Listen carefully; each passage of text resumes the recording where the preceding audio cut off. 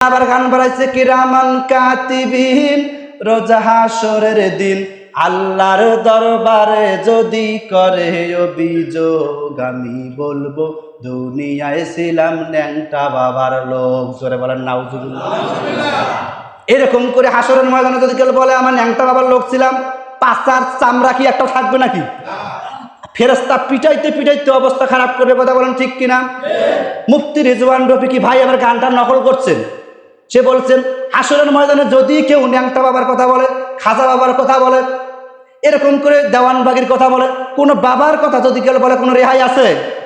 গানটা যদি এমন হয়তো কিরামান কাতিবিন, রোজ হাসরের দিন আল্লাহর দরবারে যদি করে অভিযোগ, আমি বলবো দুনিয়ায় ছিলাম মুহাম্মদের লোক। কথা বলেন ঠিক কিনা?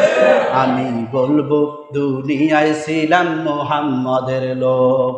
ওই কঠিন কিয়ামতের দিন মুসিবতের সময় যদি আপনি বলতে পারেন আমরা মুহাম্মদের লোক, তাহলে আল্লাহ রাব্বুল আমিন আপনাকে আমাকে নাজাত দিয়ে জান্নাত দিবেন।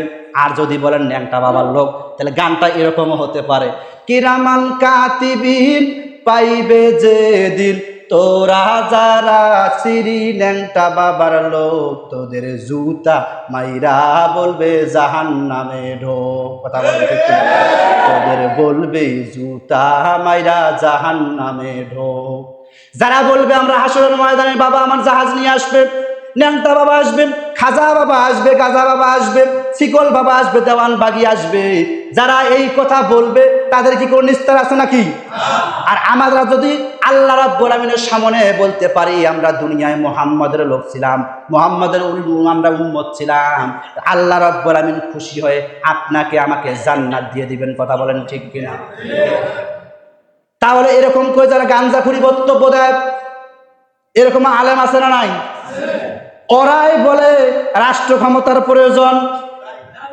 এবার আল্লাহ রাব্বুল আমিন কঠিন কিয়ামতের দিন মুসিবতের সময় মানুষগুলোর যখন কোনো নিস্তার থাকবে না, ঠিক ওই সময় আপনার আমার কলিজার টুকরা নবী আরশে আজিমের নিচে সিজদার মধ্যে পড়ে যাবেন।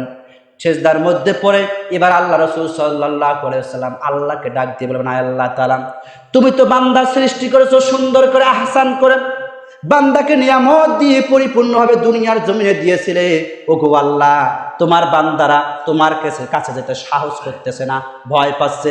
আয় আল্লাহ তাআলা, আপনি একটা সিদ্ধান্ত নেন, আপনি সমস্ত কিছু বাদ দেন, আপনি হাসরের ময়দানে অন্তত পক্ষে আপনি বিচার কার্য শুরু করেন। আমার আপনার কলিজার টুকরো নবী সিজদায় যখন পড়ে যাবেন, আল্লাহ রাব্বুল আমিন নিজেই রাসূলকে প্রশ্ন করবেন, রাসূল, দুনিয়ার জমিনে আপনি তায়েফের ময়দানে মার খেয়েছেন, মক্কার জমিনে মার খেয়েছেন, মদিনার জমিনে আপনি মার খেয়েছেন, কাফের মুশরিকরা আপনার বেকায়দায় প্রশ্ন করে ফেলে দিয়েছিল।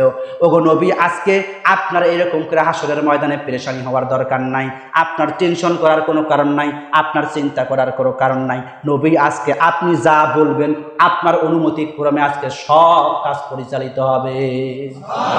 সেই পাওয়ারফুল নবীর উম্মত আমরা, চারটি খাই নবী আমাদের। আল্লাহর পরে যার স্থান, যেই নবী আল্লাহকে বললেই আল্লাহ বিচার শুরু করেন, আল্লাহ পাক বিচার শুরু করতেছেন, সেই নবীর উম্মত। আজকে সেই নবীর অনুসরণ বাদ দিয়ে আতিউল্লাহ ওয়া আতিউর রাসূল ওয়া উলিল আমরি মিনকুম, আজকে যারা নবীর ওয়ারিস আছে, নবী নাই পৃথিবীর জমিনে, নবীর ওয়ারিস আছে না নাই? তাদের অনুসরণ করা বাদ দিয়ে তাদের বিরুদ্ধে আবার ষড়যন্ত্র করে। কেন রাষ্ট্র ক্ষমতায় কোরআন যাবে? ওই দিন কই যাবেন? নবী যেদিন খুঁজবে আমার উম্মতরা কই, কেরা কোরআন প্রচার করছো, আমার অনুসরণ করছো, আমার সুন্নাহ মানছো, আমার হাদিস মানছো, আমার দেখানো পথে তোমরা যারা চলছো, আসো আসো হাসরের ময়দানে, আজকে আরশে আজিমের নিচে তোমরা আসো, তোমাদেরকে আমি আল্লাহ রাব্বুল আমিন আজকে আমাকে এমন পাওয়ার দিয়েছেন, আমি আজকে তোমাদেরকে একসঙ্গে তোমাদেরকে ধরে আজকে আমি জান্নাতে চলে যাব। সেই নবীর উম্মত, চারটি খাই নয়। আমার আপনার নবী যতক্ষণ পর্যন্ত জান্নাতের মধ্যে কদম ফেলবে না, ততক্ষণ পর্যন্ত কোনো নবী জান্নাতে যেতে পারবে না, উম্মত দূরের কথা। সম্মানিত বন্ধুগণ আমার, হাসরের ময়দানে আল্লাহ রাসূল সাল্লাল্লাহু আলাইহি ওয়াসাল্লাম সিজদায় পড়ে আছেন। কিভাবে বিচার শুরু হচ্ছে, কিভাবে সর্বপ্রথম কার বিচার করবেন, কাকে দিয়ে বা কোন সাহাবীকে দিয়ে আবার বিচার কার্য শুরু করবেন, কিভাবে বিচার পরিচালিত হবে, এই